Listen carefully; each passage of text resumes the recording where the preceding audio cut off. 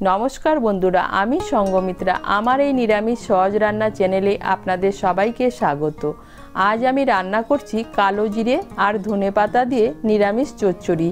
আপনারা নিরামিষের দিনে খুব সহজেই বানিয়ে নিতে পারেন এই রেসিপিটি। আপনাদের যদি এই রেসিপিটি ভালো লাগে তাহলে লাইক এবং শেয়ার করবেন আর রেসিপিটি কেমন হয়েছে কমেন্ট করে জানাবেন। আরও নতুন নতুন নিরামিষ রেসিপি পাওয়ার জন্য চ্যানেলটিকে অবশ্যই সাবস্ক্রাইব করবেন। ধন্যবাদ।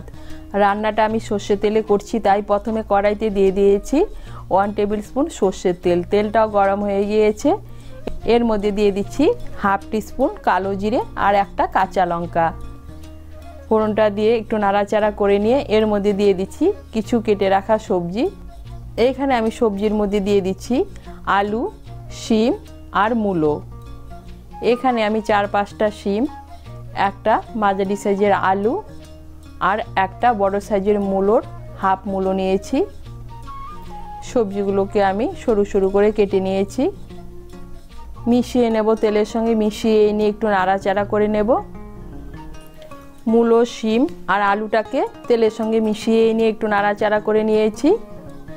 এখন এর মধ্যে দিয়ে দিচ্ছি কেটে রাখা বেগুন। এখানে আমি একটা বড় সাইজের হাফ বেগুন নিয়েছি। বেগুনটাকে একটু সবজির সঙ্গে মিশিয়ে নিয়ে নাড়াচাড়া করে নেব। বেগুনটাকে সবজির সঙ্গে মিশিয়ে নিয়েছি।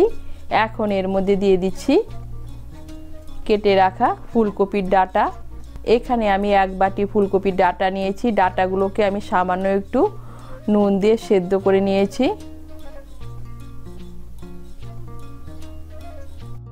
ফুলকপির ডাঁটাগুলোকে মিশিয়ে নেব।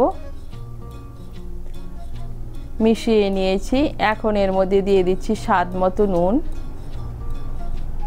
আর দিয়ে দিচ্ছি হাফ টিস্পুন হলুদ গুঁড়ো। নুন আর হলুদ গুঁড়ো মিশিয়ে নেব। নুন আর হলুদ গুঁড়োটা মিশিয়ে নিয়েছি। এখন এর মধ্যে দিয়ে দিচ্ছি চিড়ে রাখা 4টে কাঁচা লঙ্কা। কাঁচা লঙ্কাটাকে মিশিয়ে নেব। মিশিয়ে নিয়ে আঁচটাকে মিডিয়াম করে 4-5 মিনিটের জন্য ঢেকে দেব।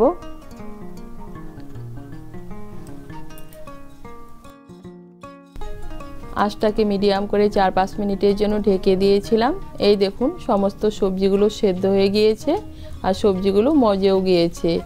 এর মধ্যে আমি আলাদা করে কোনো জল ব্যবহার করিনি। সবজির থেকে যে জল বেরিয়েছে সেই জলেই সবজিগুলো সেদ্ধ হয়েছে।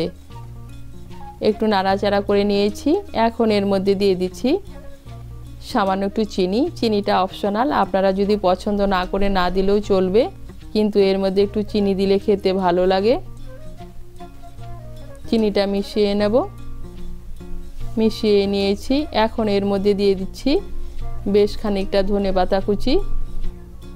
এর মধ্যে আমি যেহেতু কোনো মশলা ব্যবহার করছি না, তাই ধনেপাতার পরিমাণটা একটু বেশি দিচ্ছি। ধনেপাতা কুচিটা মিশিয়ে নেব। মিশিয়ে নিয়ে সবজির জলটা পুরোপুরি শুকিয়ে যাওয়া পর্যন্ত রান্না করে নেব।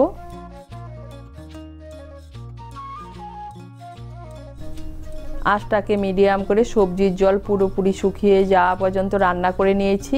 এই দেখুন সবজির জলটা পুরোপুরি শুকিয়ে গিয়েছে আর সবজির থেকে তেলও ছেড়ে দিয়েছে।